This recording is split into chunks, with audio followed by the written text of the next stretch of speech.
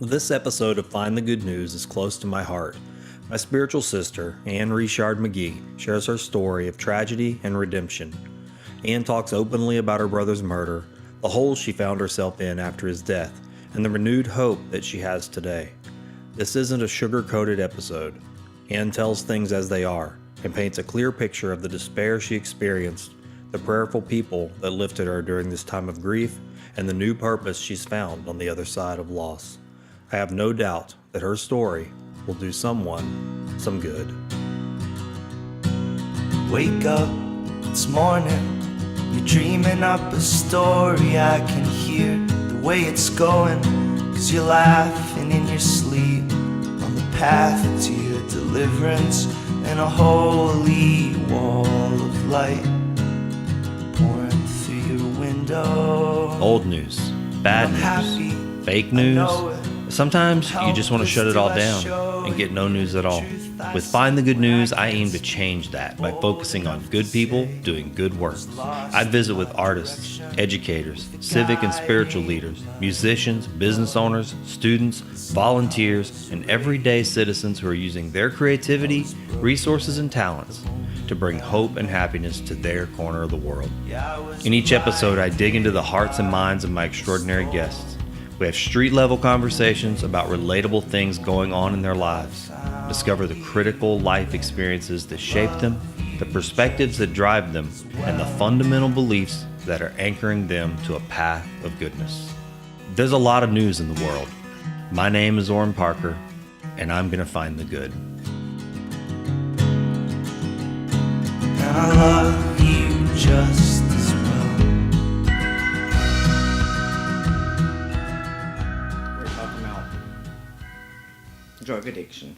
Yeah. And there was a little guy there that was talking about this little girl that he knows, and she tells him she wants help and yada yada yada. And I'm listening to him, and I'm listening to what he's saying about her, and I've been on both ends of the spectrum. So I turned around and I caught myself, the way it was coming out was so blunt. But I was like, she don't want help, Punna. And everybody's like, Ed's just going to throw it out there for you, because his face just kind of... I said, look, I've been on both ends, and I'm telling you right now from an addict's point of view, if she wants help, there's help out there.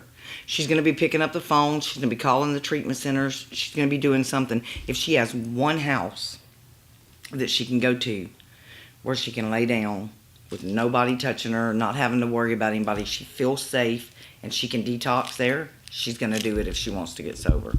You don't even have to go to a treatment center. You're going to do it wherever you are, however you have to.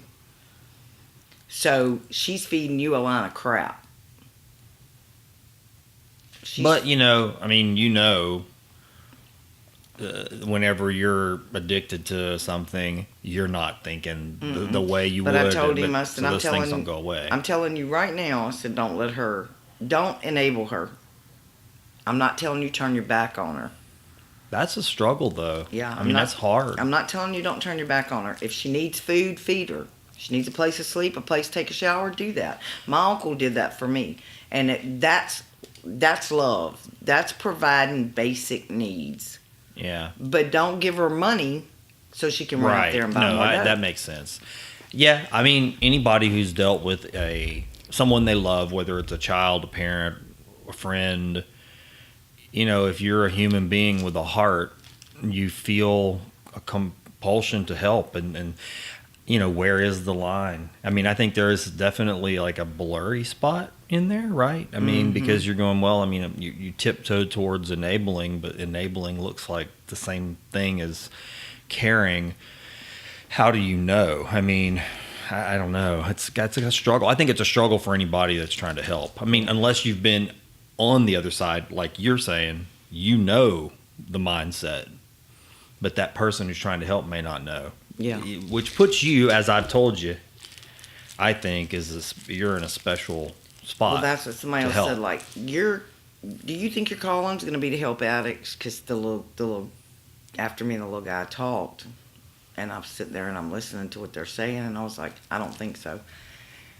I used to think that was going to be my calling, but I never prayed about it. Like, because I was an addict, I figured that my calling was going to be to help other addicts. Yeah. After going through what I went through with my brother and praying about it recently, I think that my calling is going to be in the area of forgiveness. Forgiveness. Yeah. I can see that, and that's something I think we all need. I mean, on small levels day to day, and then on big levels. I mean, I know I have things and people that I have not forgiven. I know it. I know who they are. I know why. And I know that I struggle with it because I know how I feel. I can kid myself and have these high ideas that I've forgiven somebody. And I know who they are. It's weird because when it comes up, something will come up and I'll go, I've forgiven them. A little time will pass. Well, maybe I've forgiven them because I haven't interacted with them. And I think I've forgiven them. But then I see them or a message comes through from them. Just something happens where I'm back in that orbit of that person. And then all those old feelings come bubbling right back up, and all the same resentments and the same frustrations. And then, when I in post-reflection, I'm like, I haven't forgiven them. I might be trying to. And I used to not say that. I think for me, I used to say, I've forgiven them. I've forgiven them. And I think maybe intellectually I had, and I wanted to, you know what I mean? But then I wasn't honest with myself. I'm getting to where I'm a little more honest with myself about that particularly, because now I go, no, I haven't. Yeah. And I need to work on it. And the only way to work on it is to have those things happen so it's practice. I mean, I don't know. I think we think it's just going to happen. Do you know what I mean? Yeah. Like, forgiveness is just going to happen. No, that doesn't just happen. You have to pray about it. You have to, at least for me, I'm having to pray. I'm having to allow God to feel my heart. I've noticed there's different things that'll go on, or I'll start feeling a certain way. And I'll have to say, stop. Just stop what I'm doing, which is something that I've never been able to do before. I just would try to go on and try to fight it myself, whatever my feelings were, whatever my anger was. And today, I try to just stop and say, okay, God, you know how I'm feeling. You know what's going on. Can you please fill this little spot? Yeah.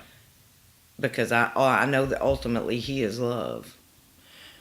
And He's going to take those things away from me. I used to think He took things from other people, but never from me.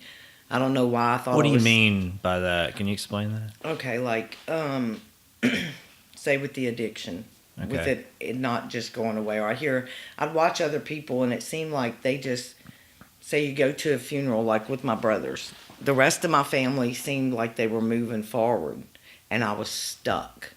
Mm. And I've been like that my whole life. Like something will happen, I just get stuck. Okay. And somebody will say, pray about it. Well, that doesn't work for me. And what did that mean to you? And back then, when somebody told you, pray about it, I mean, what did that mean? What does that mean to you when you say pray about it? Like literally, what is that for you? To me, I thought to pray about it meant that I was going to say a prayer and poof, it was going to be gone. Like, I mean, yeah, okay, you're touching on something that's kind of bugged me for a long time. It's, or I guess proclamations, and I don't know if that's the right word, but I for a long time I felt like we've used prayer the same way we would use a genie in a bottle. It's like, well, I say these words are a spell, and so yeah, we say the words, and then this thing is going to happen, and that's always kind of bugged me because I thought, is that really is that how this works? I mean, because it's almost because you, like you said, if you see other people it's saying, how it works. but you see the other people you said saying those prayers, right, and then change what happened to them, and then you go say the same prayer and nothing changes. So what was that? I think for me, and this is strictly just for myself, I would always just say given prayers that I was given growing up through religion, through my faith. But I myself never seriously built a relationship with God. I never talked to Him one-on-one. Mm-hmm. I never really told Him, I love you, God. What changed? You do that now? A dream that I had. Like, I knew that other people had been praying for me. And I was in such a dark spot. I didn't think that I would ever see light again. Like, I didn't think I'd ever be happy again. That's why I asked you to come talk to me.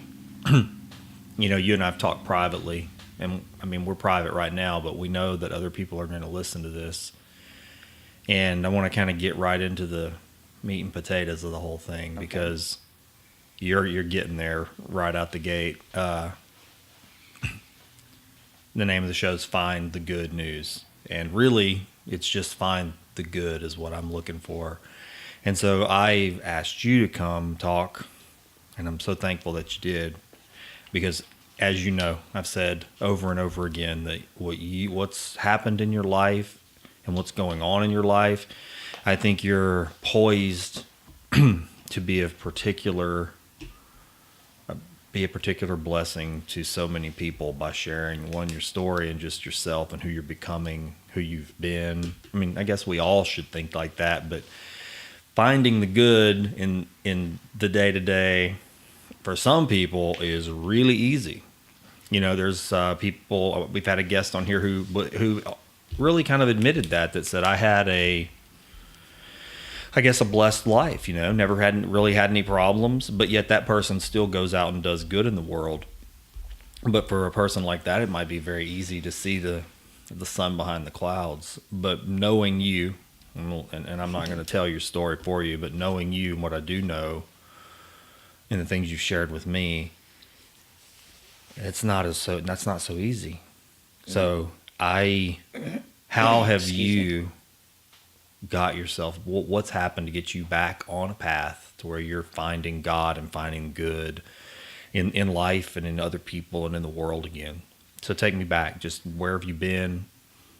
Okay, just so your audience will know a little bit about me. I was in oil field. I grew up oil field. My dad was a roughneck. He was a tool pusher. My favorite place in the whole world was on the drilling rig with him. The past few years has kind of put he and I's relationship in an uproar, a turmoil. We just recently started speaking again. My husband was incarcerated in 2014, like February 2015. We were married in 2014. Right after he was incarcerated, my little brother was murdered on Edgar Street in Sulphur. My brother was in and out of prison most of his life, but he and I were very, very close. I'd say there's 7 of us in my family, and all 7 of us are close. My dad lost his only sister when she was 8, and he always said, take care of each other because you're all that you have, and that's kind of what we did. And I knew immediately when my brother took his last breath, I knew that I had changed. I was not the same person. I'll say that I had some anger, some resentment, some feelings of vengeance. I wanted to get even with these people. And I had some pretty evil thoughts on how to get even. My mother would try to talk to me about God. Other people would, and I didn't want to hear it. Don't talk to me about God. I don't want anything to do with God. I didn't even believe there was a God left. Did you blame God? I think so. I think I did. I didn't understand how he could take my brother when he knew I needed him the most. So did you feel like God took your brother at that time? Like Yes, it was God did. who took your brother? It was God, ultimately, but it was these 2 boys, too. And just to be honest, I wanted to kill both of them. You had just bloodlust in your heart, yeah? Much, because I would have even gone probably further than that. There's many of us have probably had feelings like that for much less. It's a pretty human reaction to... And I thought it was, and for me, that was like ruthless. To me, taking a life is the most ruthless thing that you could do to another human being. So then I felt like, because I was thinking this, I wasn't forgivable anyway. Well, I knew that I had people praying for me. And just recently, I was telling a lady friend of mine, my husband told a story at Bible study. I wouldn't talk to my husband. I wouldn't take his phone calls. I wouldn't visit him. This is when he was in prison? Okay. I wouldn't visit him. And I did this for 6 months. He didn't see me. And he was telling a story at Bible study about fasting. And there were some little guys in the jail that were asking him why was he fasting, did fasting work? And I never did anything like that. I never fasted, maybe through Lent. And he's telling them that yes, it works. And when they asked him why was he fasting, and he said, I haven't seen my wife in 6 months. I would like to see her just to know she's okay. And he said visitation came, and they called everybody else out. And they didn't call him, so he said he's laying in his bed, and he's a little bummed out, but he said he wasn't giving up, faith yet. And these little guys were like, see, we told you it wasn't going to work. And he said all of a sudden they call him, Nathan Magee, can you come to Central? And he said, I got up and I went, and he said they were asking me about my visitation list. Long story short, I was there to visit him, and they had allowed us a small visit. Both of us were wanting the visit so that we could tell the other one that we wanted a divorce. And when he came home, he came and got me. That was my first glimpse, other than my godfather allowing me to go to his house to eat, take a shower, because I ended up basically homeless because I had pushed everybody. I didn't feel any love anymore. So when you say homeless, you're talking on the street. I was on the streets. I was doing drugs. I had a death wish. When I tell you I was in a dark place, I just couldn't see past my nose, period. Everything was just dark. There was no light there. One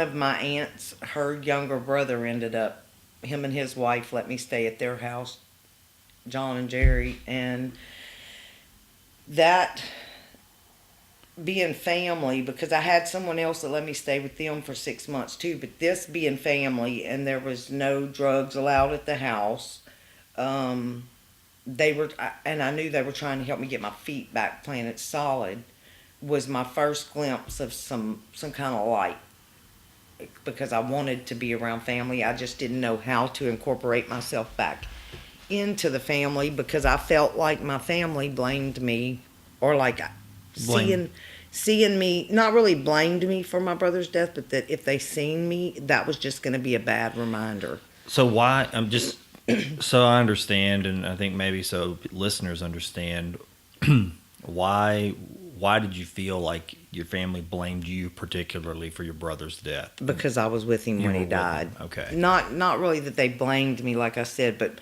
more so that for them to see me was just a bad reminder of that night. Yeah. And anyway, my husband came home from jail. He came and found me. He brought me home. And then some things transpired where he kind of fell and I stepped away. And all this time I had been feeling like he had abandoned me, but yet I'm abandoning him. And I'm saying all this to say he had been praying. My parents had been praying for me. My siblings had been praying for me. A lot of people in the community had been praying for me. And at the time, I couldn't see why I might be going through something of this nature. Mm. And just to show how we never know what God's plan is going to be. I feel like my husband had to fall this last time, because as an addict, being around people that you're using with, it may hurt you when you see something happen to them. But sometimes it takes one little something to seriously impact you. Mm-hmm. And something had transpired during that time between my husband and I where I didn't feel sorry for him. I wasn't angry with him. But I was hurt. Yeah. And it was the first time that I could look at somebody else and say, wow, this is what I've been doing to everybody else. Mm-hmm. I don't feel sorry for them. I'm not angry with them. I hurt for them. Yeah. Because I love them that much. So that reiterated my love for my husband. It reiterated what I was doing to everyone else and not wanting to hurt anybody else. So I feel like God was revealing things to me slowly, because I may not have been receptive had it been all at one time. Well, I mean, it's interesting because, I mean, you could have not survived those things, and then the blessing to others wouldn't occur. So what makes the difference? How do you survive yourself long enough? I mean, if you had some insight to give to somebody on that, I mean, there are a lot of people who can't survive the turmoil to get to the blessing. So how did you survive that? Or is that just random? Or what made it to where you could get through? I don't think it's random. The first thing that I know my grandmother used to tell me years ago that there is power, and I'll never forget her telling me that. There is power in a praying spouse. She used to tell me that if a spouse prays for their spouse while they're alive, she said, I just think that's because you're in a trinity. It's you, Yeah. Jesus, and your spouse. You're partaking in some. Yeah, I got you. So I contribute a lot of where I'm at right now to his prayers, to his fasting, to God answering his prayers. The other would be my mother, because I know she's had such a broken heart, and she does a lot of offering and a lot of penance. And I know at one time she had told me, this is the hardest thing for me to talk about. I usually cry whenever I say this about her. She would, if she thought that I didn't have somewhere to sleep,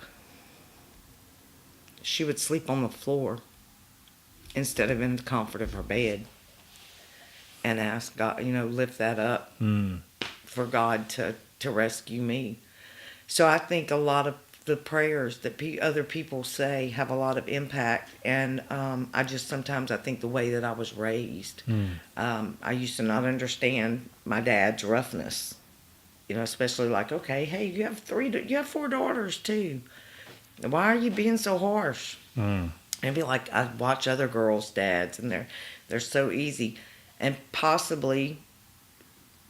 My husband always says God allows or permits things because he knows everything. Maybe he has something for me to do. I had to start questioning that. Yeah. This kind of thing interests me a lot because I've thought about this a lot, and I don't know that I've ever landed on one answer that's made perfect sense. But I did hear someone talk about that God and if everything is known, is everything preordained and fate, that type of thing. And I think if we don't think about it, we can start to think that we know everything's planned out. But that sort of absolves our part in it. When you take it that far, you go, we're not involved in it. But if we have a choice, then how does that work? So the way this person puts it, and I've chosen to adopt this sort of view for myself, is that, and it's the only way I can frame it to make any sense of it in my own intellect, is God, what we call God, is really ultimately a mystery and unfathomable, and I'm okay with that. The mystery. I've come to find more comfort in the unknown than the known on that part. But I accept that God, whatever I mean by that, is outside of space and time. And that as a human being, I can only understand things in a linear way because we live in in space-time where things go forward and in a linear fashion.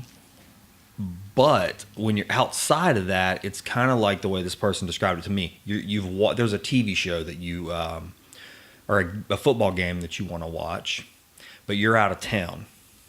And so while you're out of town, you record the game. Well, when you're driving home, your buddy calls you and starts to tell you about the game, and he tells you the score of the game. And you get upset because you go, I don't want to know the score. I recorded the game. And he's like, oh, I'm sorry. Well, now you're driving home and you know who won the game. But when you get home, you still watch the game. And all the people who played the game still had choices to make. And they still had things to do for that game to happen and for that score to be realized. That their free will was totally involved in that game. So they weren't taken out of it, but you still knew the score because you got to see it outside of time to some degree. And so for me, that little description made sense. It was like, okay, so I can accept that God, creator, intelligence behind all, outside of time, unmovable, unchangeable, totally different than a human being, which is in time, on the linear path, knows what happens because obviously knows the score already. Yeah. You know, and I don't know if that makes sense. Yeah, that makes a lot of sense. But it was, for me, it was an explanation I could accept, that in the terms of providence and fate and destiny and things like that. And I've come to feel like certain things happen. If you live through things, you get just, especially if you're in a prayerful life, which is communicating with God,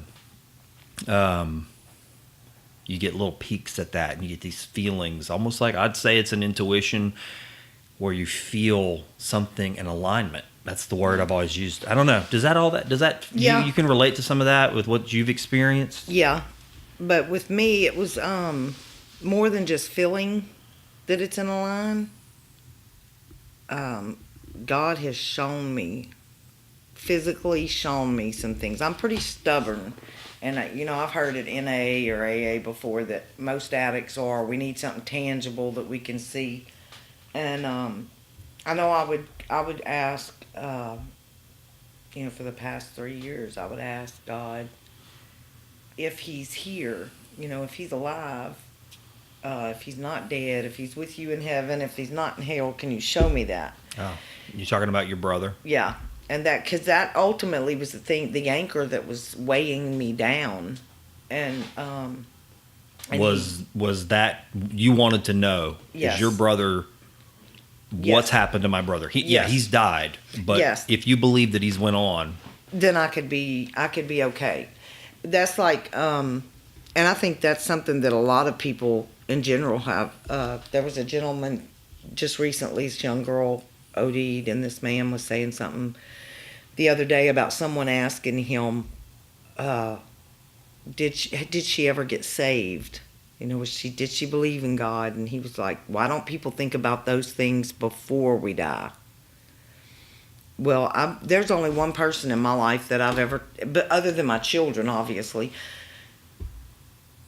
that I've ever even questioned that with. Like, is it, watching him, and it was someone who let me stay at their house, and I got very close to this person, and I guess because my brother's death heightened my awareness. If you care about people, I participated in a lot of stuff in his life that landed him in jail, that maybe took him away from his children. It's not always easy to just think about the next person's soul, especially if you're still young and you're not even thinking about your own.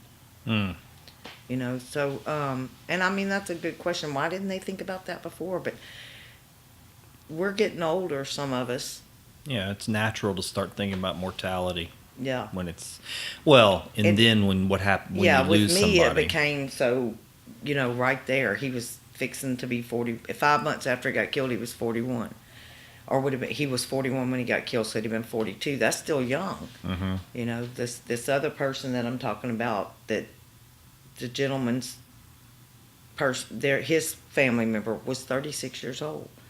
Like, 36-year-olds, that's still, for some people, that's still being a kid. Some people aren't even mature at that age. Right. So they're not. And definitely if you're out in... As a parent, that's your child. At 36, that's young. Yeah. And if you're out there in active addiction, chances are you're not thinking about it either. You're only thinking about the right now. You're not thinking about the... But back to what we were saying about Chip, God revealed some things to me through other people, through you, through just through several other people, just where he was. And then I had the dream. I was staying with Chip's best friend and his wife, and she really didn't. She's a preacher too, and she never pumped me to go to church or anything like that. They were both very gentle with me. While I was there at their place, I had a dream about Chip where I woke up and I just felt full.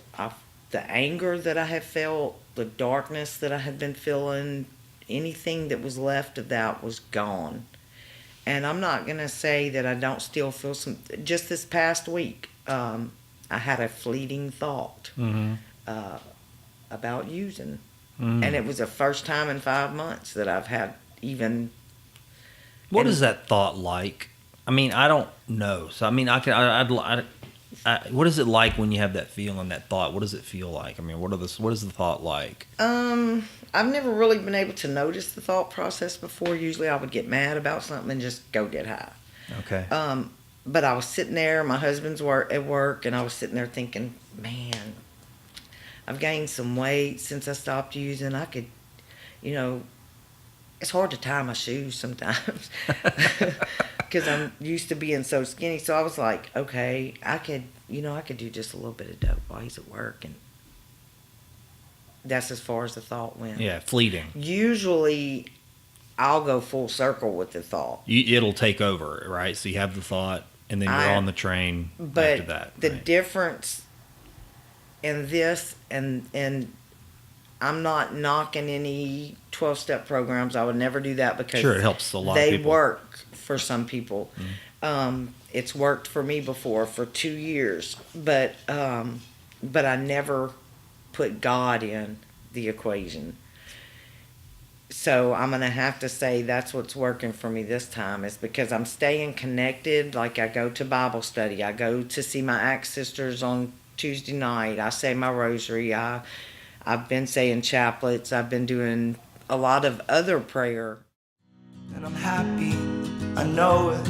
You've probably heard me mention filming videos, building websites, creating logos, or building brands on this podcast. Well, there's a good reason for that. I'm a brand builder, and my brand is Parker Brand Creative Services. My team and I have built countless brands in the Gulf Coast region, and a lot of our work in the travel and tourism industry is experienced across the country and honestly the whole world. We have our specialties: web, logo, package, and whole brand design, as well as video production and photography.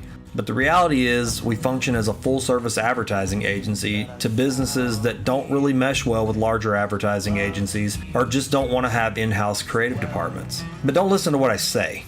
Just go to our website, parkerbrandup.com, and take a look at what we do. We're a show it, don't say it team. Okay, you should definitely say it too, but you know what I mean. That's parkerbrandup.com. We think sideways, we push forward, and we'll get your brand up. So take this, you've earned it, a melody and chorus. My sister gave me a pamphlet that's spiritual warfare. I've been reading those prayers out of there. Someone else gave me a prayer prescription to try to ward off any evil that I have accepted as part of my life, which I consider the addiction. I've done a novena specifically asking God to remove the addiction, of the addiction to drugs. Well, because I believe that we all have probably more than one addiction in life. That would be the one that weighs me down the most. That would be the one that takes me the furthest away from God. So, and I couldn't see that before. It's like a veil has been lifted from my eyes. I can see the different areas of my life where the addiction, it damaged my children. It hurt my parents. It hurt my husband. It almost split up my marriage. I just recently finished some stuff that's going to enable me to get my marriage blessed in the church, which I know for some people that's not an important thing, but for me as a Catholic, for your path, yeah, It's very important to me, and I thank God that my husband he's not Catholic, but he respects that, and we meet each other halfway. Yeah.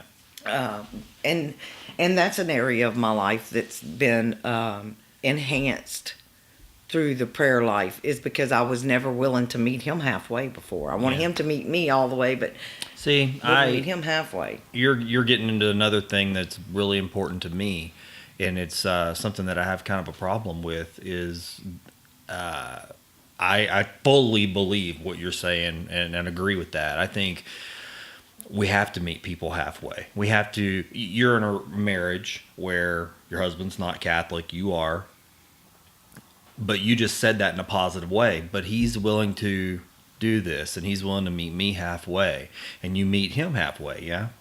And that's how it's going to work, whether he ever becomes Catholic or not. I think some outside of your marriage, and a lot of us are like this, and I think our church communities can be like this too. That acceptance is really great on a one-on-one level, and it works, and y'all can make that work. But if you get in a larger group and a larger community, then I think sometimes tribalism takes over. Yeah. And then we're not willing to do that. I've said this often because I've experienced it firsthand, that the tribe says, no, we want you, but we don't want you as you are. We're not willing to meet you halfway. You can come to us, but we're going to stay right here. Yeah. And that's, for me, and again, I don't know, this is ego maybe. I struggled with that ideal because I don't know, it's against the promptings of my heart. I just feel like people need to be gone too. Yeah. You know, and they need to know that people want to meet them halfway, accept them where they're at. I mean, in your journey, how many people accepted you where you were at and you know, just loved you? I mean, was that something you experienced? No. No? No. You experience that, okay, and I'm going to say maybe this is because you get used to it, like the street people. Yeah. And then I'm not going to say it's because you get used to it, because they accepted me when I was out there. And there's a lot of them that still will reach out to me. Man, it's so good to see you, you know, and not reach out to me trying to pull me back down. Right. I've been It's just good to see you, Ann. How are you? We love you. I've been really blessed in that area, because the majority of the people that saw me out there are like, man, it's so good to see that you're doing good. And I've gotten to a spot to where it's the first time ever that I feel like, okay, I have to continue doing good. I can't allow myself to fall back into this rut, because I have all these people who need to see that you can overcome. Yeah, because you still have people that you know and love and care about who are still stuck in that world. So, yeah, you can show them what's working for you, what's changing your life. Because they probably knew, you probably, I'm sure, shared where a lot of that came from. I didn't even really have to share. My brother was well known, so all these people already knew. They knew. I mean, it spread through Sulphur. Like, before we ever even left the hospital, I had people call on my phone. Yeah. I had people from other prisons, you know, that knew my brother from jail, from prison, trying to reach out to all of us. And so it's not that I didn't have people trying to reach out to me. It's like, I can't explain the darkness that consumed me. And I mean an immediate manner. And I know that it was the hatred and the anger. I know that it was that I was that mad about him being murdered, and that's what caused me to use. That's what caused me to push everybody away. I'll say I was diagnosed with severe PTSD. And my husband kept telling me this, and this is one of the reasons that I pushed him away. Pray about it. Talk to God. He'll remove that. And I'd tell him, don't talk to me about God. I'd hang up on him. Knowing he had a 15-minute call, I'd hang up on him. I didn't want to hear about it. And if I just would have not been so hard-headed and listened, So, and then that touches on another thing. He's, my husband's always talked to me about, if you would just let me lead.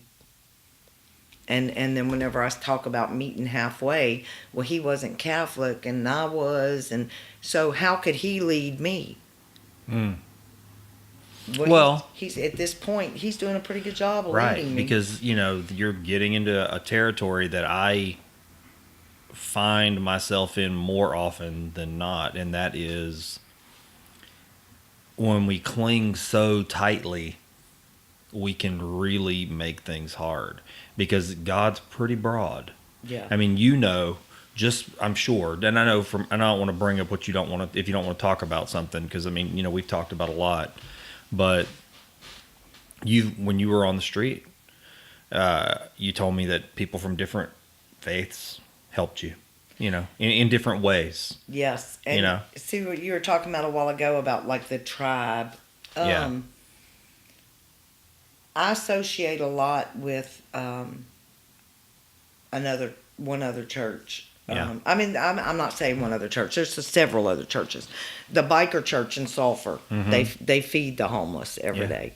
They were my first, and during those 3 years, they would say a blessing and read a little Bible verse before they do their meal.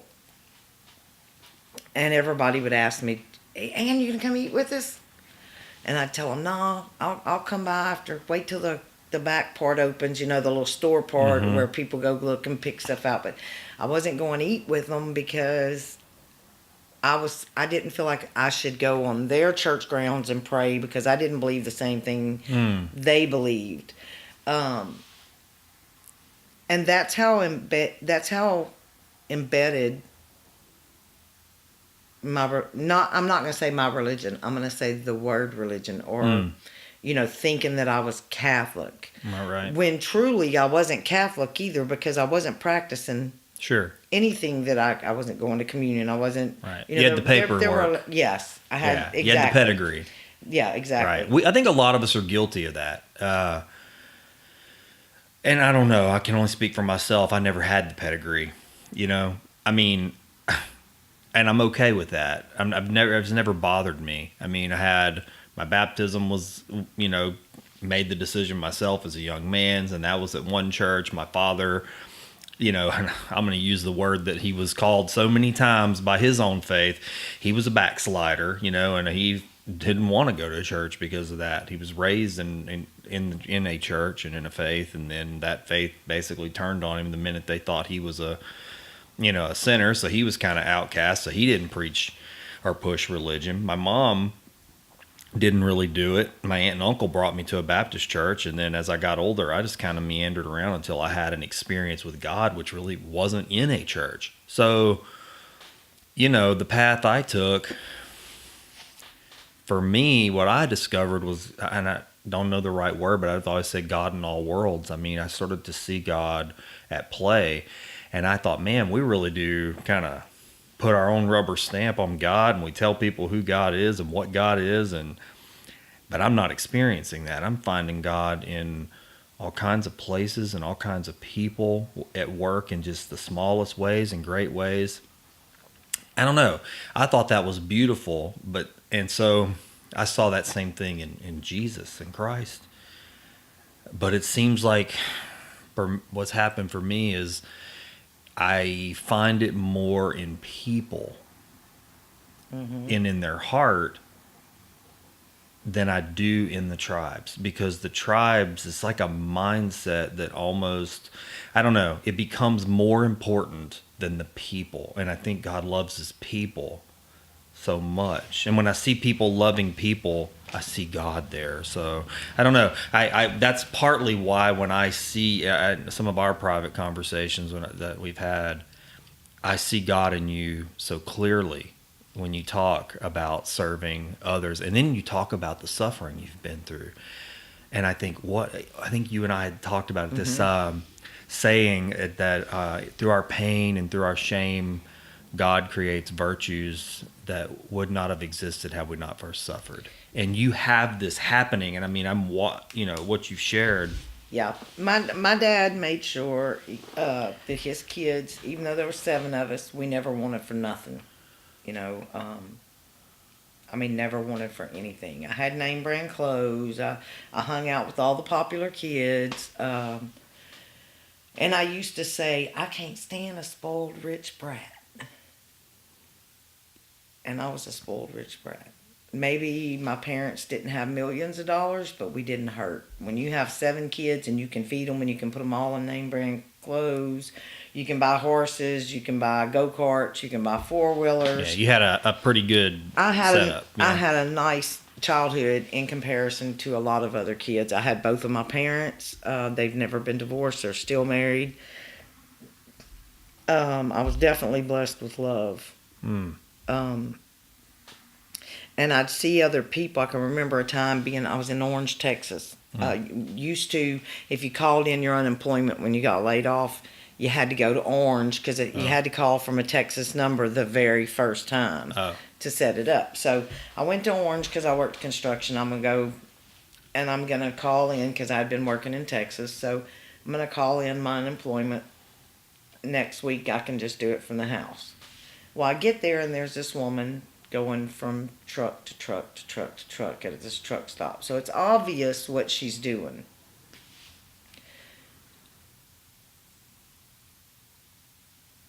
And I had $1 something on me. And I wanted an icy so bad. An icy? It was hot. It was in August. I wanted an icy so bad. And I can remember going and getting her a bottle of water. Mm-hmm. But what it prompted me to was there was another woman coming through the parking lot, and you can tell she was kind of an up-to-do. And the lady asked her something, and I couldn't see from where I was what she asked her, but I had a feeling it was probably for some water or something like that. And the lady, you could see she was being snide and rude to her, and she just walked off. So, but that's what being homeless or on the streets did for me. Mm-hmm. You know, it's kind of like one of my favorite songs during that time was "Does Anybody See Her?" And I can't remember which group it is, Mercy Me or maybe not Mercy Me. It's one of the gospel groups that sings because it's a gospel song. And the name of the song is "Did Anybody See Her?" Does Anybody See Her? Casting Crowns sings it. Does anybody see her? And it shows a woman trying to come into the church and other, women who are dressed nice and stuff turning and looking at her. And she's in shabby looking clothes. And one of the things that struck me was, all they see is her scarlet letter. And they haven't even met her. Yeah. And it talks about her going down. And at the end of the video, it shows a guy. Mm-hmm. Is anybody seeing? Mm-hmm.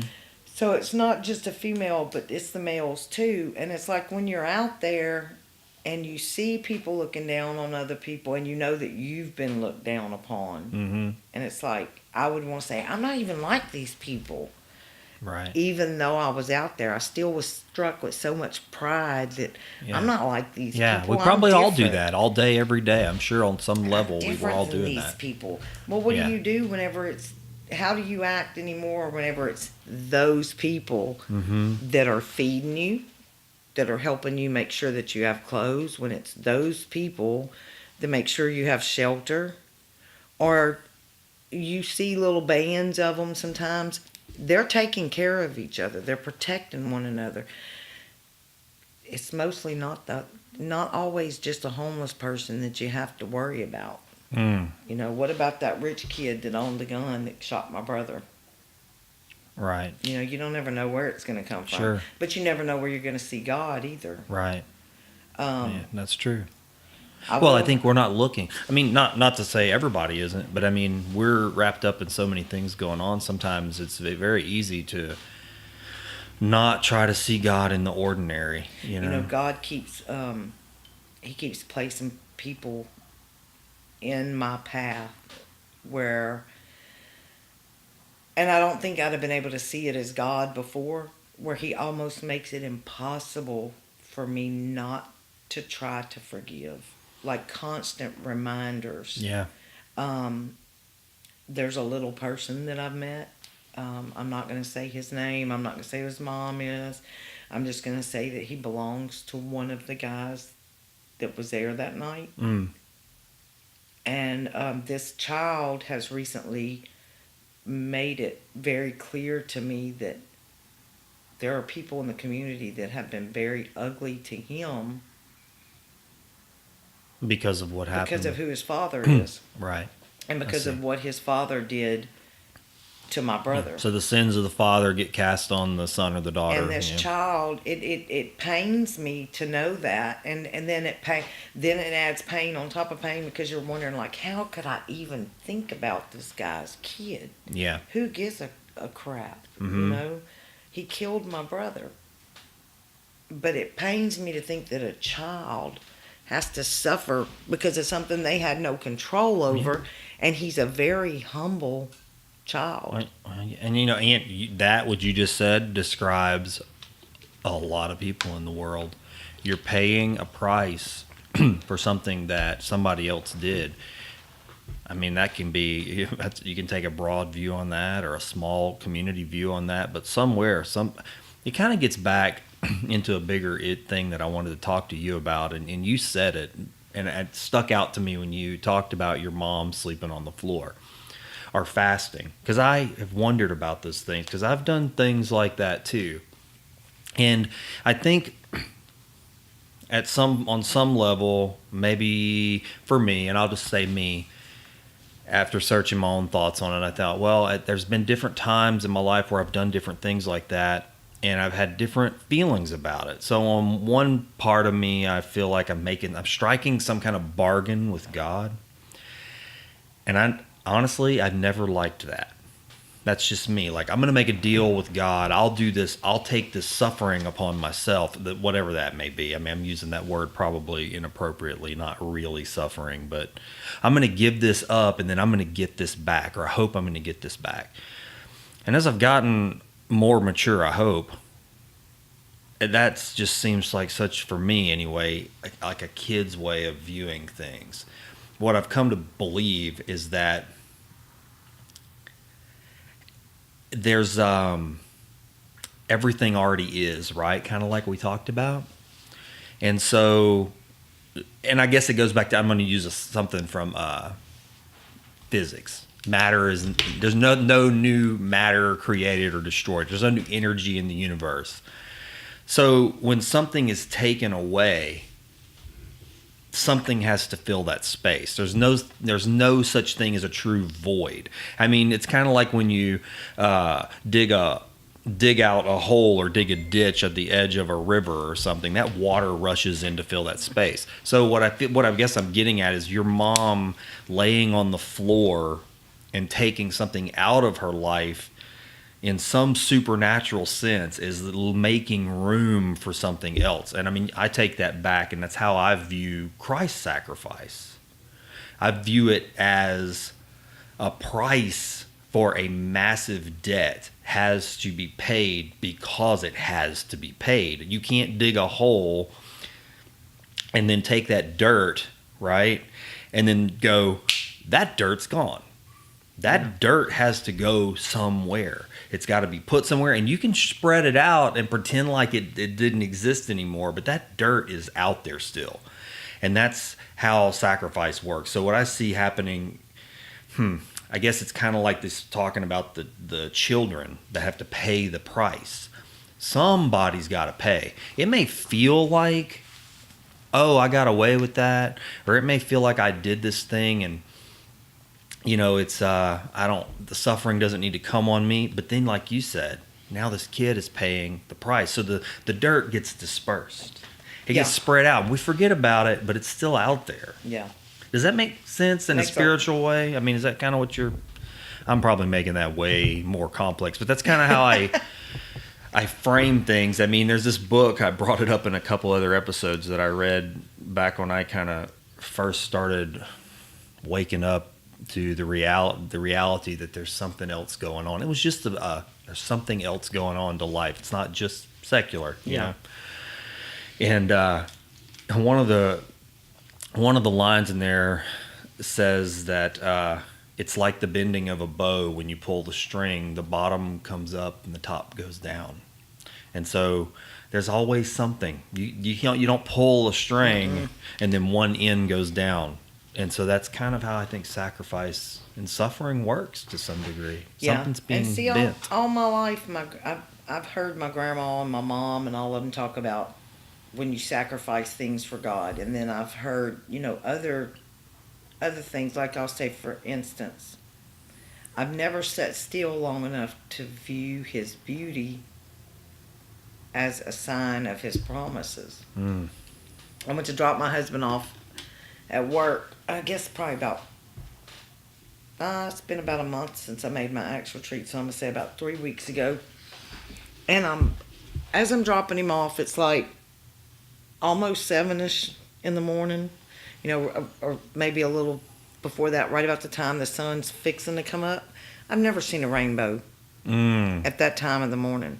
There was no rain outside, no nothing, and there's a rainbow all the way across the sky behind the tent where he's working. Mm-hmm. And I was like, oh, wow, thank you, God. Yeah. To me, that was God revealing himself, like, I'm still here for you. Yeah. Just little things. We Things. can forget to look at the wonder. I was just talking about this with another guest.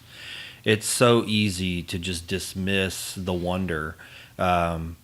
Because it's apparent. I mean, there's design and color, and you can throw it into the science category if you want to, but I don't see it that way. I go, well, yeah, okay, we understand scientifically, yes, but still these things are happening and they're aligned, kind of. Mm-hmm. So all these alignments have to take place. All these things have to happen, and they're doing this, and it's just to me that's like saying a clock just runs on its own. It builds itself and then runs. I don't know. That just doesn't happen. There's too much out there, too much beauty. And if you really sit and look at anything, you can find it. But I guess that gets into my really big question and why I think people like you are special, are good, because, and this might be a hard question. I don't know if you want to answer it. I'm just going to ask it anyway. Now, do you on any level look at what happened with your brother and find God's beauty in it? Oh, most definitely. I recently made a retreat, and this is going to throw a few things into just kind of throwing them all in at once. My brother's birthstone is pink. Mm-hmm. His favorite color was pink.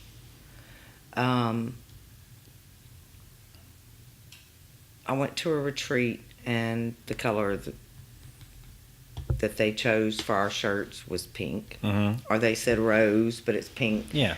Which is the color of the sky. So and this made it because I love sunsets.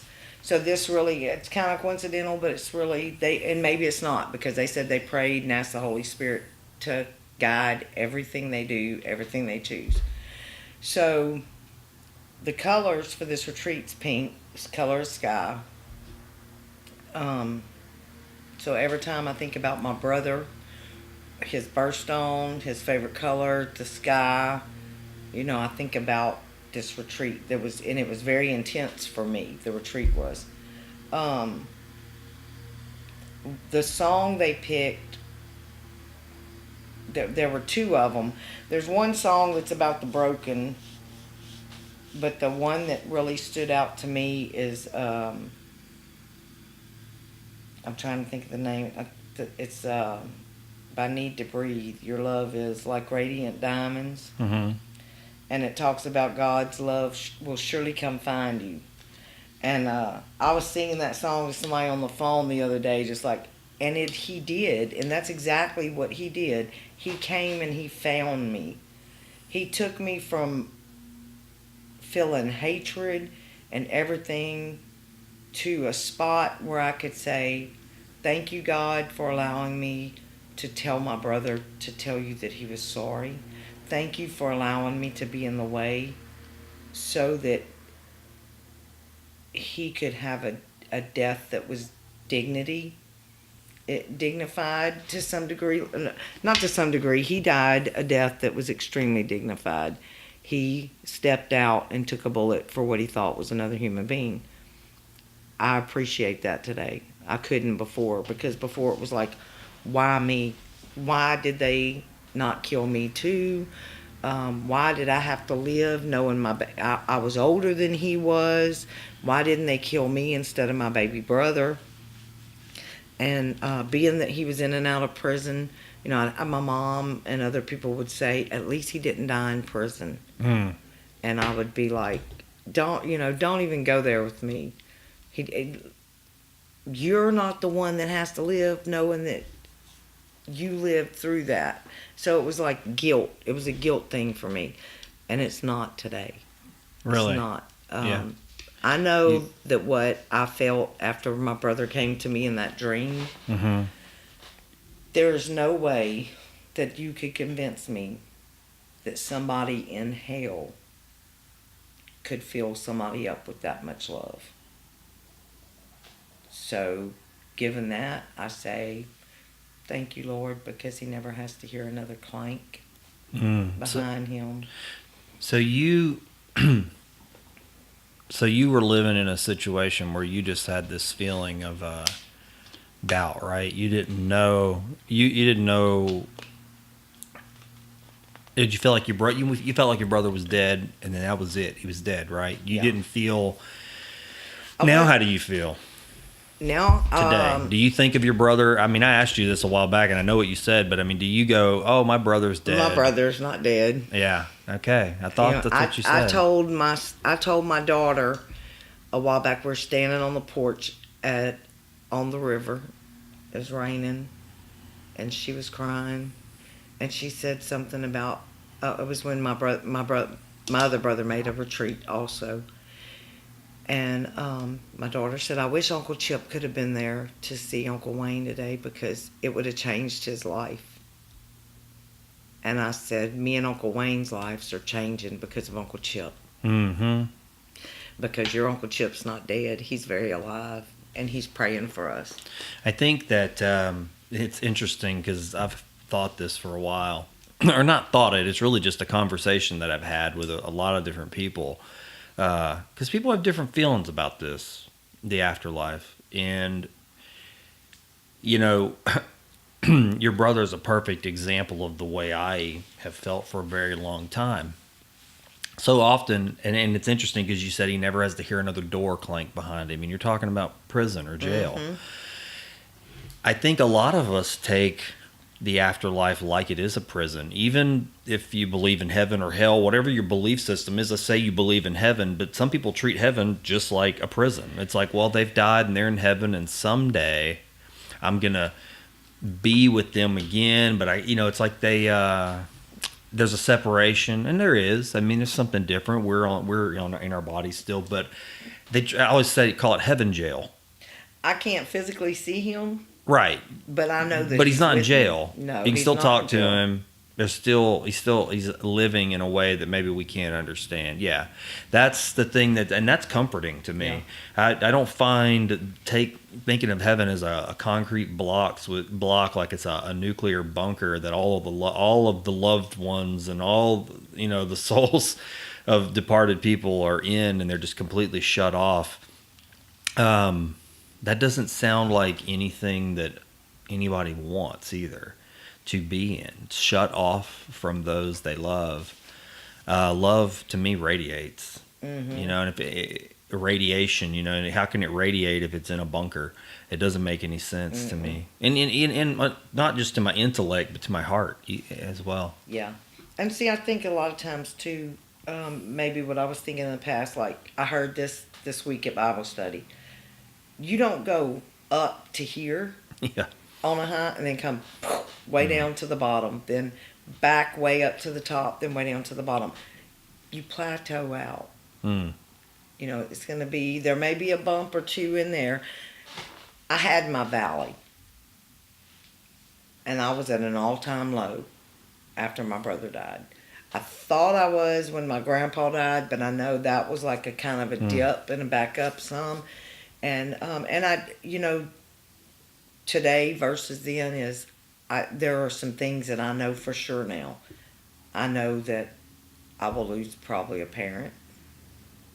I'm one of 7, so either I'll be next or I'll lose one more of the other 5 siblings that I still have living. There's all kind of things that could transpire between now and my death. Yeah. It is, how am I going to handle them? Am I going to handle them for the glory of God and call on Him when my heart's hurting and offer that up in union with His sacrifice on the cross? Mm-hmm. Or am I going to pitch a fit like a 2-year-old again and go run out and get high? Yeah. And say, I can't deal with this. I can't deal with this. One thing I know for sure now is that I can deal with it. So Because He's showing me that. So so you just mentioned that again, and just to help me understand the mindset of that or what that's like, the compulsion to get high or use, was that something that was it escapism? Was that how it starts? It's escapism. You don't want to. I may not have known that initially. Mm-hmm. You know, like first time was probably to get drunk with some other kids or something, like trying to sneak around. High school kids doing whatever they do. But then you notice there's something different about you when you're doing it. Either you feel like you're more seen, or either you feel like you're more not. You know, whatever that person's desiring, or where they need to be different. For me, it was a numbing agent. That's what I've used it for my whole life. Just to kind of kill feelings and things like that. Okay. Yeah, because I'm one that I can be as compassionate as they come, or I can be the meanest person you ever met in your life. My husband would probably vouch for that. But when I'm using, I can turn all feelings and emotion off immediately. And that just wrecks everything, doesn't it? I mean, it gets involved. It hurts your kids, your parents, your siblings, right? Definitely hurt my children. Definitely, my parents, my siblings. Yes, I tend to say a lot of really hurtful things when I'm like that. Like I'm a totally opposite person. I shouldn't even be allowed around people when I'm. And you're probably, I would wager you're not alone in that, you know. I mean, some people are like that just from being tired. Yeah. You know what I mean? I mean, some people can't just can have a bad morning. Yeah. And that's how it's going to be the rest of the day, and that just paints the day or the week or whatever. I mean, you know, and look, we're all just people, and it is hard, and it's not like the world's getting any. I don't know. It's getting more. I guess it's getting easier, but it's getting harder at the same time. There were 2 other things too that you had mentioned that made me. You were saying going to, like, talking about going to people, or. Yeah. You know, when you're in the church, and that was something else that I'd heard not too long ago, is that God doesn't tell us to go sit in the church and pray and do nothing. Yeah, faith without works, right? Works. Yeah. Mm-hmm. You have to go out there.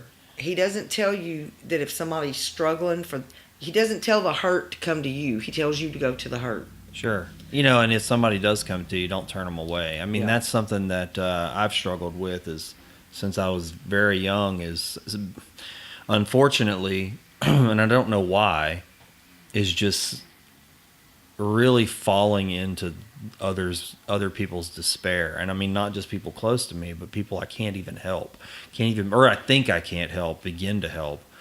And really just kind of sinking into that. And for a long time, the weeping that would occur over these just terrible tragedies. I mean, really, I'm talking big one, you know, the big stuff: famine, pestilence, poverty, abuse, imprisonment. I mean, you name it. That's the kind of war. Golly, I mean, those types of things would bring me to these deep contemplations and meditations on them, and then just sorrow, weeping. Well, I had to reframe that. I mean, I don't ignore it, but I've found a place for it. and that was really through the suffering on the cross, because I can frame those things now and say, kind of like that hole that I said got dug out of the ground and that dirt got dispersed. Well, now I know that price is being paid, pouring out for all time. It doesn't mean to not ignore them and not try to work. It actually is motivating too. And now I know there's a strength there that I can draw on, because before I felt helpless and hopeless. What can I do? What can I do? How can I help? I'm not going to be able to do anything. Oh, well. And it sort of creates an apathy to where we begin to look at problems like a homeless person or a child that needs help or anything. And this just goes, well, that's somebody else's problem. That's somebody else's problem. You know, in the Bible, I was reading the Bible this past week. I read it all the time now, especially if I'm looking for something or somebody challenges me. But they have a place in there, I'm not sure exact scripture, where God is telling us that we are created for Him. So ultimately, what happens by us being created for Him is that we search and we seek our whole life. Even if we don't realize that we're searching or we're seeking, that big gaping hole we feel is where we're searching and we're seeking for Him and His love. And you find that through each other. You find that through each other. No, I've experienced that. I'll give you an example. I was telling a preacher, I'm not even sure where Mr. Darcy's from, but his son was a friend of mine on the streets. And he was asking me some questions not too long ago because he's incarcerated right now. And I was telling him, I said, I just want to give you a little hope where your son is concerned. Just so that you can see that because he's an addict, parents so often will say, where did I go wrong? This guy would go to the biker church and he'd get a plate and he would take it and he'd go as fast as he could because their lunch is like 30, 40 minutes. He'd run across to one house and bring this plate to one person. He would do that about 4 times. There was like 3 or 4 of us girls that were out there and he would make sure every day that every single one of us females ate. And that may be the only time we see him during the day is when he would come swooping in and drop off a plate of food. But that told me that he had some kind of good in him. And that sometimes when we help one person, we think that we're not doing anything. And the biker church may think they just feed that little bitty handful of people that comes there. But really, they're feeding a whole bunch more than just the ones that are there, right, without even realizing it. Because what you do for one, sometimes that one, will shoot across and do for many. Yeah, well, I mean, I've experienced that. It's kind of like Mercy Mornings. That whole experience with that it's been sort of dualistic. I mean, it's been good and it's been bad. I've seen both things. I've seen people come close and do exactly what you just said, like one small word change someone's life, and then I've seen people hurt each other, all at the same event, and say things that hurt people and disregard people. And so, but the people that I have seen that one thing, one day, one moment helps, those people, I see these bright lights. They've changed. They take action. I don't know. It's just something special. It's like a fire. It's embers that just sort of spread out in that one little. Maybe not all of them. Some of them are going to cool in the air, but every once in a while, one of them lands on something that's just ripe for combustion. And I don't know. I think we have to kind of catch them and nurture them. You talk about dreams and visions and things like that. And I think sometimes people might shy away from that kind of thing. Go, I don't know. That's suspect. That's strange. Don't trust that. You need to just get back to the old nuts and bolts, But I tend to feel the opposite. I think I find my heart move on those kinds of inspirations. And early on when I was going through a hard time a few years back and started really getting up in the morning and going on these long walks and trying to have a relationship with my Creator again, That happened a few times, and I had this little fire pit that I would start a fire every morning.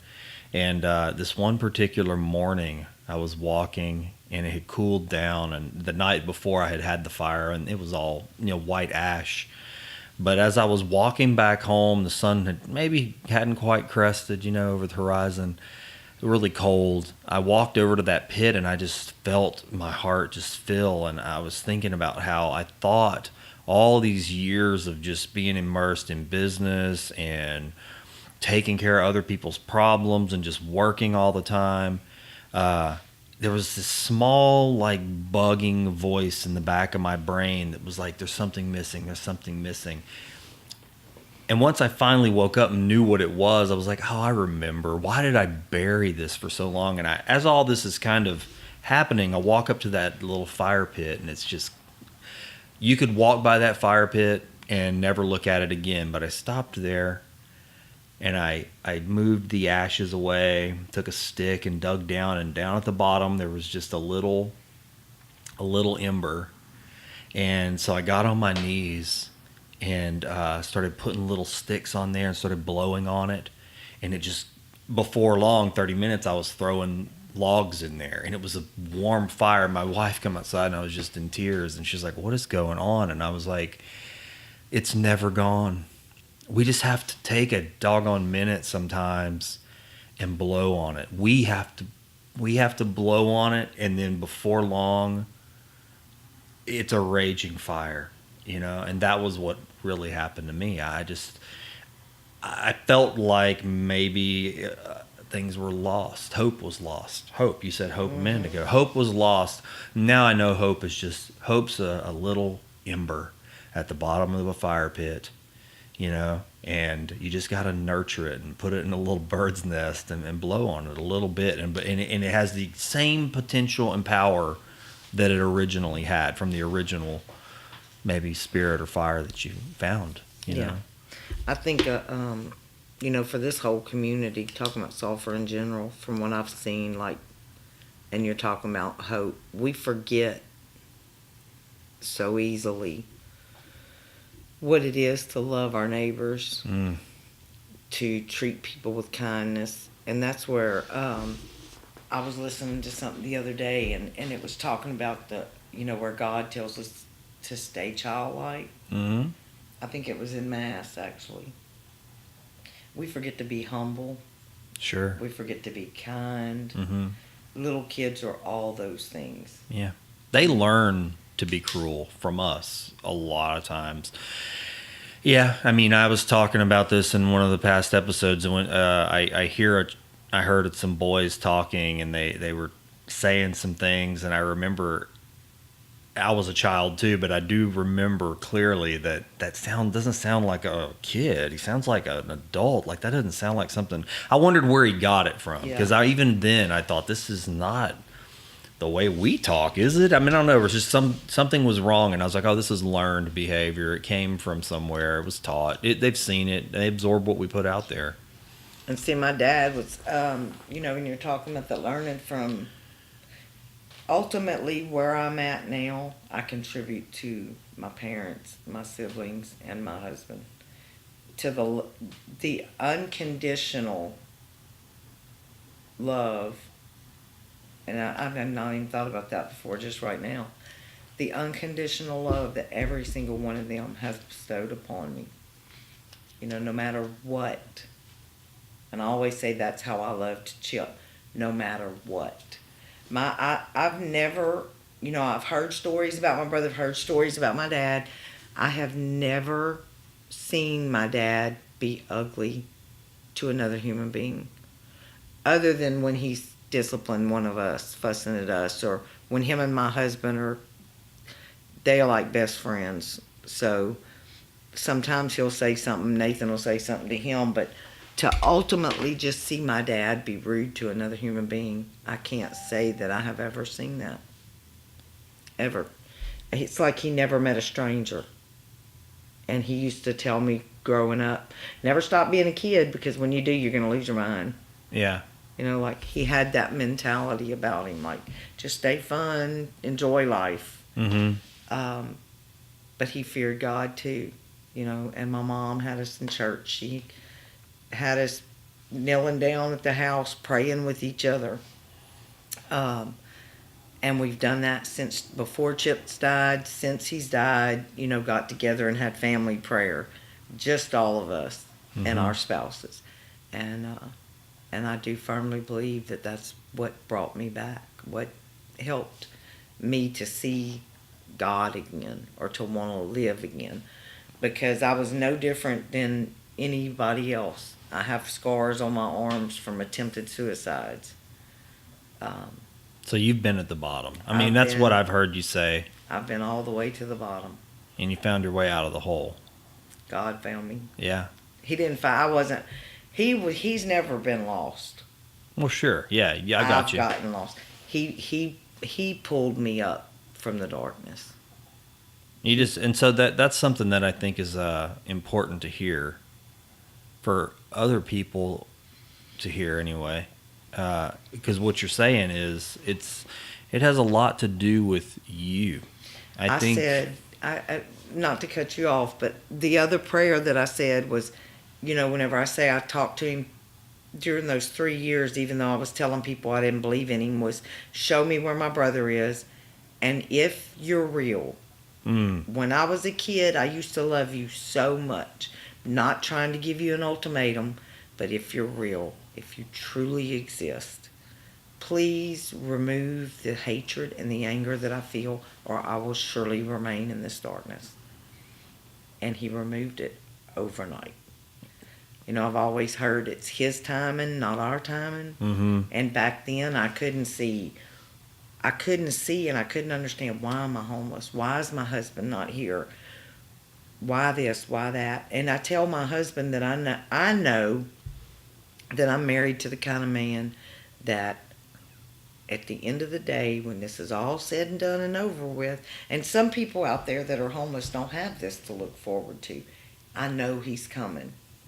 And I know that when he gets out of jail and he comes home, that everything's going to be okay. Because he's a provider and he's a protector. And if he wouldn't, I tell him, if he wouldn't have come home, I don't know what I would have done. But I do know that God would have still rescued me. And that I've always been capable of working and taking care of myself. I firmly believe that I had to go through what I had to go through in order to appreciate human life. You know, but here's the thing. A little more than what I did already. You could have completely not done that. That's kind of what I want to ask you. I did for a while. Yeah. I mean, you could just still do that, though. You could still say, I'm not doing this. I mean, you have to make. That's why the reason I'm saying that is because I believe it. That's where that important choice comes in. You, at some point, we have to. At some point, you can't be forced. Have to stop and listen to his call. You got to make the choice to do the thing. I mean, you can have blessings, you can have signs, you can have dreams. I mean, you can open your Bible to the right scripture every day of the week. You can be surrounded by loving family. You can go to all the spiritual groups, retreats. You can do all the stuff and still not make the choice to point yourself that way. I think the most important thing that I did was to ask. The one thing he tells us to truly ask for that we don't is every morning I ask him, God, give me the grace to make it through today. I never asked him for that when I was getting high. Although I know that's a gift that he freely gives. My grace is sufficient.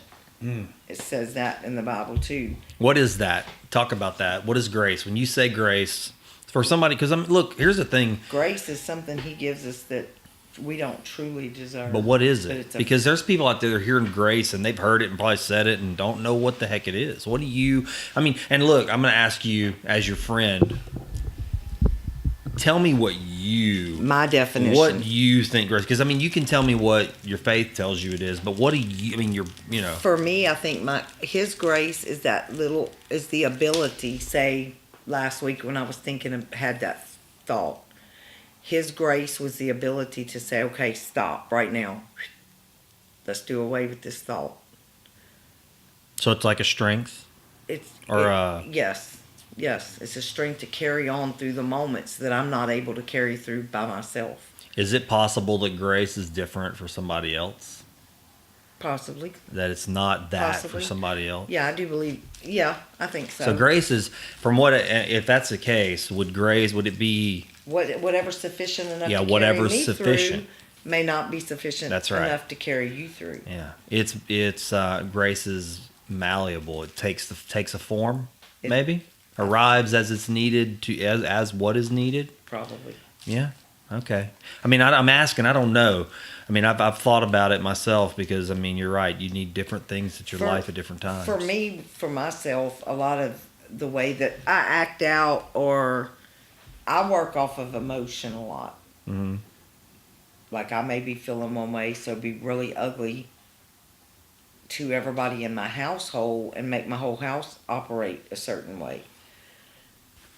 Whereas if I act different, then everybody reacts different. Mm-hmm. So, for me, just for myself, to me, grace is in my life is the ability to see things, to hear things, to know what I'm feeling. To have some discernment, Mm-hmm. and to be able to say, "Okay, Lord, I need you now. Can you please help me?" So that my actions, my attitude, and everything is changing. I reacted to some stuff here a couple weeks ago, and was very ugly to another person. It was the first time in 5 months. That's amazing for me because normally it's all the time. I'm usually always running my mouth in an ugly manner to someone. Really? And when I'm out there, when misery loves company. Sure. Misery loves company, and Oh yeah, I mean, I call one of my things the sin of complaining. I mean, I say it to myself. I don't know if I say it out loud to anybody else, but I have my little list of things that I'm like, oh yeah, here I am. This is it. I can fall into it. I can go from being real nice to screaming and hollering and cussing, and that's not who I want to be. Me either. I find I generally love people. I love being around people. I love talking to people. I love getting to know people. I am afraid of people. I mean, if I'm being exposing who I am, and being truthful, I'm afraid of people. More than anything, I'm afraid of people. Not afraid of violence is, I think no one wants violence to come into their life, but that's not what I mean. I'm more afraid of violence committed against the human heart and my own. I'll give you some examples. I mean, I wonder if you've ever experienced this. For me, as I drew closer to Christ, which really had happened all alone, wasn't other people around as these dialogues with my Creator began, and then as I began to draw close to Christ through that door, then I started getting close, wanting to go, well, I want to be around other Christian people.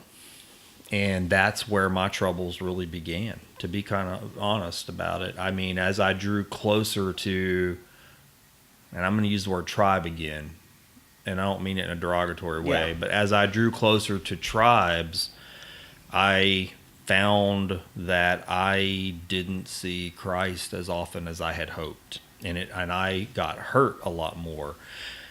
Not that anybody did anything to me particularly, but people I care about were being hurt by words and prayers even. I mean, I would find when I could be standing in Mass, and not always are we allowed to state our own prayers, prayer intentions, but sometimes.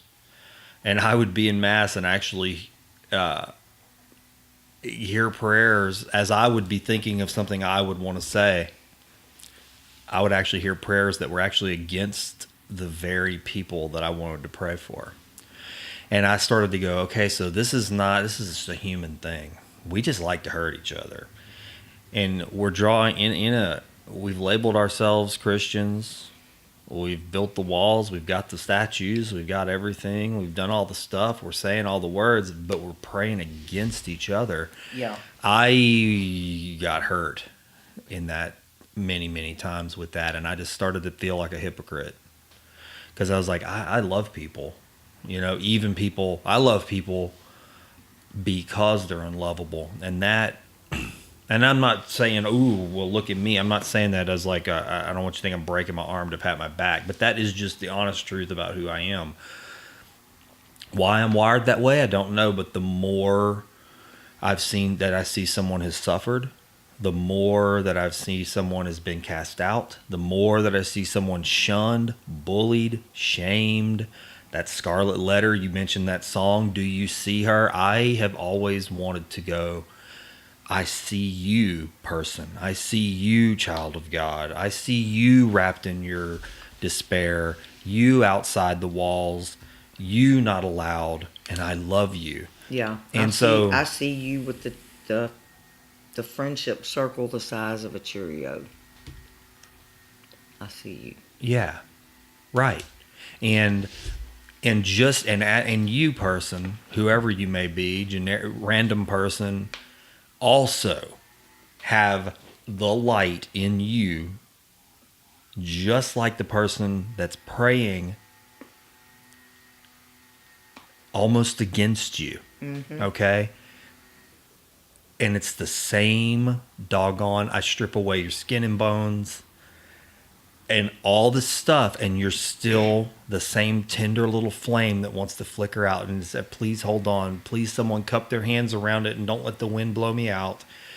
And so for me, that was what I wanted and what I expected. And what I really got was not always, I don't want to make a blanket statement, but what I experienced was not that. Yeah. And so it was hard. And I still struggle with it. I mean, like it's a daily struggle because I found I had to guard what I said, tweak my words. I didn't want to. There are people, without revealing other people's information, that's always hard to do. But the truth of the matter is, there are people that I love dearly, and I mean as dear and as close to you as a husband and father could love, who are flat out rejected by the tribe, mm-hmm. but not by the Lord. And so I have a hard time with that. I do. I struggle. It's very difficult. Does that make sense to you? Have you ever experienced, and that's a lot of information I just unpacked, but have you ever experienced anything like that? Mm-hmm. Where you've experienced the love of God, but the love of people that claim God don't show it, and it hurts so bad. It hurts more than I can even describe. It's depressing, mm-hmm. and I have to. That for me is where I have to really lean just straight on God, because I'm like, man, I don't know what to do with this. Yeah.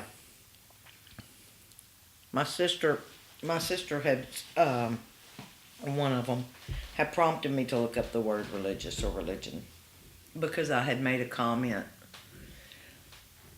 One of the churches that I go to, they take it to the streets once a month. They play gospel music out at another church, out at the biker church. They bring their church to the biker church. There's another church in town that participates with this too now. And they play gospel music till 9, 10 o'clock, so that the people in the streets at least hear. Yeah, I hear you. About God. And I had someone in my family tell me that they weren't going to come because it was a religious thing. It's almost like, I mean, what you're saying, like, because they're one religion, they can't come and mingle with the other religions. It's like you're cheating on your denomination or your, yeah, right, I get you. And I looked the word up, and it means to congregate together. Yeah. And worship God. And I don't understand, this is just me, I don't understand, I never will understand why somebody from this church feels like they cannot interact with people from this church. Especially if you, I mean, they're not out there having a mass service. They're not out there having a sermon. Right. They're strictly singing and bringing music. Sure. Of God to the people. Yeah. And then I had somebody else in my family say something about the type of music. I'm like this. It says there's a time for music. There's a time for dance. Yeah. There's a time to be solemn. You know, it goes on. It says several different things, but I'm right now I'm fixated on the dance and the. Who's to say what type of music? Yeah, I get exactly what you're saying. I went to an event here in Sulphur with my sister, and you know, when I got there, she invited it to me, and it was like an interfaith thing, and I did notice that when I got there, I said, well, the faith I'm a part of isn't represented here. Okay, it's not that it wasn't invited necessarily, but it just wasn't represented. And as I stayed for the thing, and it was not a bad event at all, but I went, you know, okay, this really isn't it's not for me. It's for some, it's obviously for a lot of people, but it's not for me. But I didn't feel rejected. I didn't feel cast out. And then when there was time for a group prayer, for me, it was natural to get down on my knees and close my eyes and say prayers to myself and not the way everybody else was praying. But look, Ann, I didn't feel one even ounce of malice or rejection towards any of those people. Some people were waving their hands in the air. Some people were singing, and some people were, I don't know what they were doing. I didn't care. And I got on my knees. I closed my eyes. I pulled out my prayer rope, and I started saying my prayer. And at some point, the guy who was preaching, he was going around and touching people and talking to them. And I felt him come over while I was praying, and he put his hand on me, and I felt like he loved me. He didn't say, get up off your knees, brother. You're praying wrong. You're not doing it the way we're doing it. I didn't feel any of that. And I didn't feel like that I thought I was weird for doing it. I just felt like, look, we're acknowledging, on a very base level, we're acknowledging there's a creator. We love the creator. And then on an even more focused level, we're all acknowledging Christ together. That was enough for me at that moment. And now did I go back? No. But still, I didn't leave going, oh, they're wrong and I'm right. And I just wonder where it comes from, because even within one faith, I had an experience where I would go to a retreat perhaps, and whoever was in charge of that retreat is specific about, well, the right way is to use this language, and then this is the right ornament for the whatever, and then of course this is the proper music, and let me tell you why these are all the bad ones and the wrong ones. But then the actual church I go to, a part of the same faith, does all the stuff that the person on the retreat said is bad. And I'm going, so there's infighting infinitum right here within our own faith. How in the world do we expect that we're gonna? It's funny, it's kind of like something I said one day at McDonald's. I went to McDonald's one morning after Mercy Mornings, and I was hungry. You know, Mercy Mornings over about 9 o'clock. And I said, well, I took my family. I said, I'll go in and grab us some breakfast. Well, I got in there and people were fighting because the line was long. Some guy cut in line. It started a big old violent ruckus. And I walked out. And as I walked out, I thought, we think that we can change the world when we can't even not fight over an Egg McMuffin. Yeah. And so I feel like that sometimes with religious things. I'm like, we're infighting over a guitar or a piano or English verse, and I'm going, I can't comprehend how we're going to accomplish anything for Christ by arguing over the minutia of those types of things. Yeah. I don't know. That kind of stuff stings my heart a lot. And I think we take those same things and we apply them to people. Yeah. We go, well, this person. I think the biggest change that I want to make is to have whatever at the end of my time for somebody to say, even if it's just one person, man, she made me feel loved. Yeah.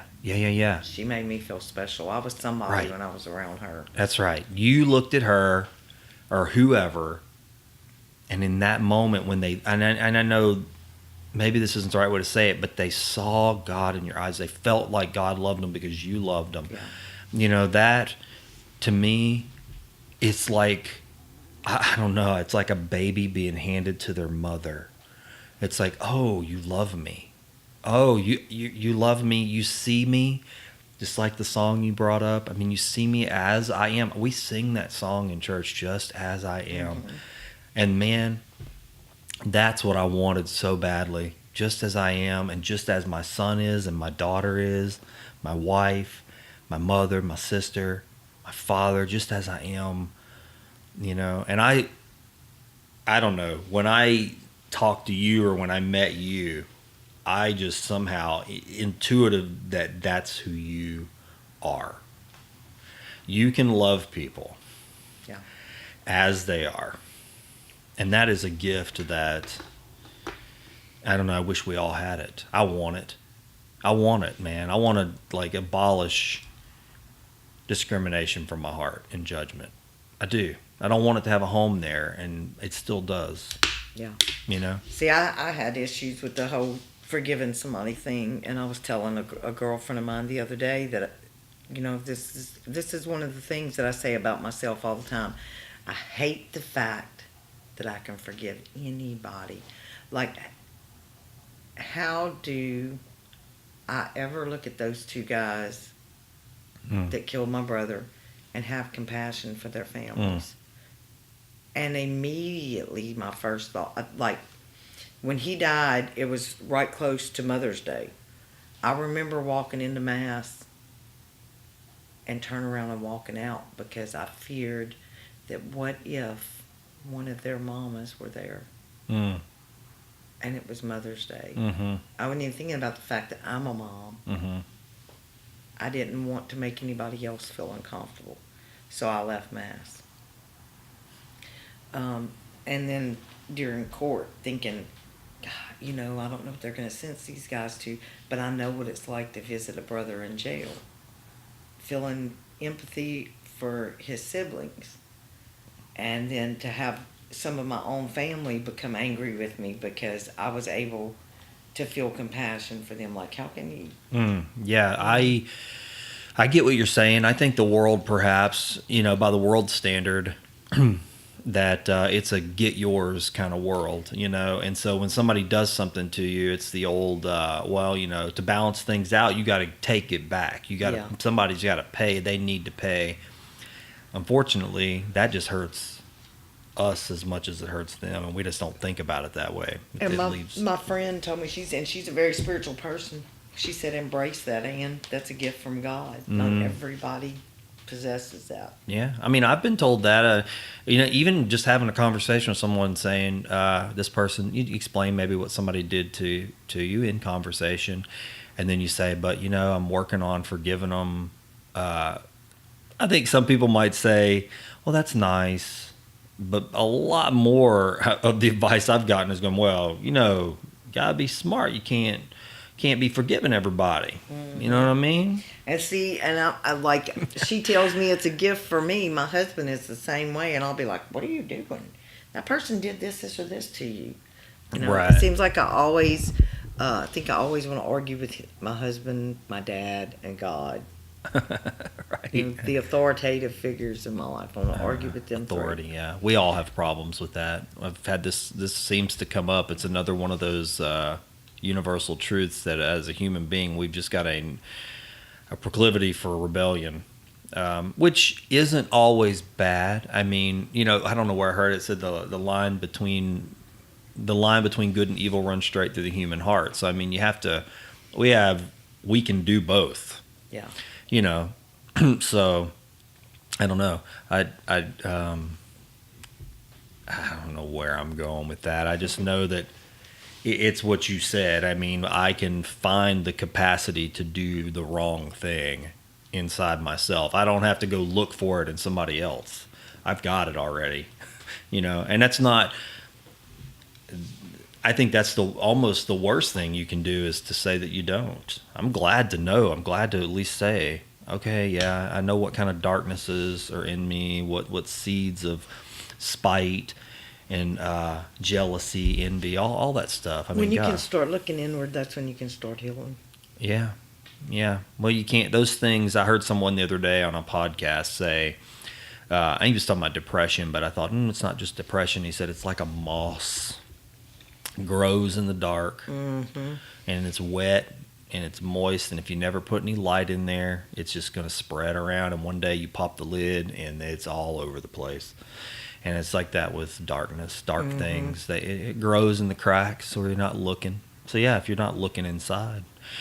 I had a question a minute ago, and I don't know how to frame it. If you were who you are today,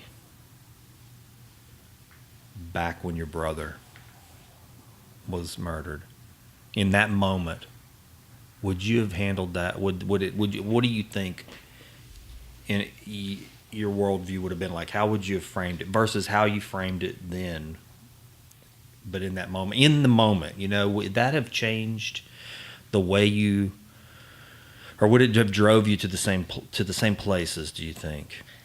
In the moment, I would have, because in the moment, I told him to tell God he was sorry for everything he had done. You did, yeah, you did. You told me that. Told him to tell God he was sorry. So in the moment, So you had that at that moment, that in you, even in spite of everything else, there was still that enough of. Yeah. That's interesting. I think that at that moment, I would have been the same. Huh. It was what followed. The years after. Event, after the funeral. Yeah. The chain of events. After I left the hospital that night. The anger probably wouldn't have been there like it was. I mean, maybe not. It probably would have been there, but it not. It would have been there, but I don't think I would have reacted on it the way that I did. The things that made me the angriest was watching my parents' pain. Mm-hmm. The effects on my brother's children. Mm-hmm. Knowing that I would get angry every time one of them would get pregnant. Knowing that he was fixing to have a grandchild that he was never going to see. Never going to hold. Not necessarily that he wouldn't see it, but that the parents, his kids, he still has daughters that haven't gotten married yet. He's got one that's still in school. Yeah. My brother was a baseball player. His next to the youngest daughter is playing baseball for Sulphur High. She knows that her dad's, you know how kids are. Her dad's never going to watch a baseball game. Yeah. Those things bother me. Yeah. I've always been about family. And when you hurt my family, you can hurt me all you want. I'm probably just going to go on about my business. I may rant and rave a little bit, but I'll probably come back the next day and buy you a Coke. But when you hurt my family, that hurts my heart. Yeah. Because I love my family. Well, I know that there's definitely been some auspicious things happen in these past 6 months to a year, and I've been blessed to be a part of some of that with you. And I don't think we'd be sitting here today talking to each other. I mean, it's the truth. Yeah. Without those things happening. I mean, things coming out of nowhere that you can't explain any other way other than that there is a supernatural dimension to life. And if we're walking around not paying attention to that, we're missing a whole slice of reality. The things that happened in my life that I would have never... I could tell you that if someone told me today that I would be sitting here talking to you about this and have had any kind of encounter with your family or your brother based on the things that's happened to me in my life, I would have said absolutely not. If anything, I'd bet against that. So it's more than just a little odd for me. It's actually hope. That's the word that keeps coming to mind. I mean, when I look at you and hear your story and again, knowing the things that have happened between us and the things you've shared, it gives me even more hope that anything can just be turned into something else. Yeah, there's this song. The other night I was chatting with somebody online about the show, and there's this line in a Sting song. It says, "We work the black seam together." And I used to really, I keyed in when I was younger on that line, because I thought, yeah, we kind of do. We make things really bad. I mean, we're threading all this together. Yeah. But then I kind of changed it as I thought about it. We were talking about doing good and focusing on good. And I was like, we kind of work the gold seam together too. Yeah. And that's really what I see happening by focusing on the good and trying to be good and doing good things. We're working that golden seam together, and I think it's somehow I think that's what's happened in your life and my life and other people, is that golden thread's just there. We just didn't see it, and it was stitching all these things together. Yeah. And I